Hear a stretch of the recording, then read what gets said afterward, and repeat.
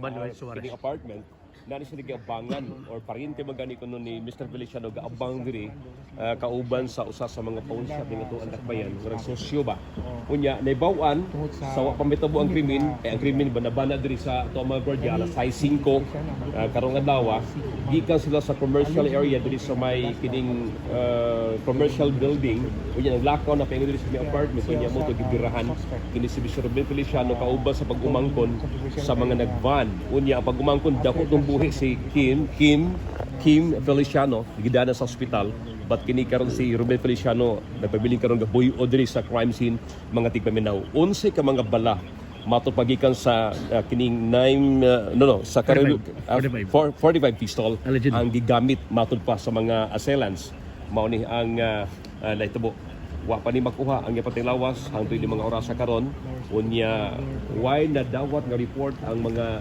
kaubanan nga nag-okupar ani niya ang matupadunay mga papanghulga nga nadawat kini si Mr. Ruben Feliciano.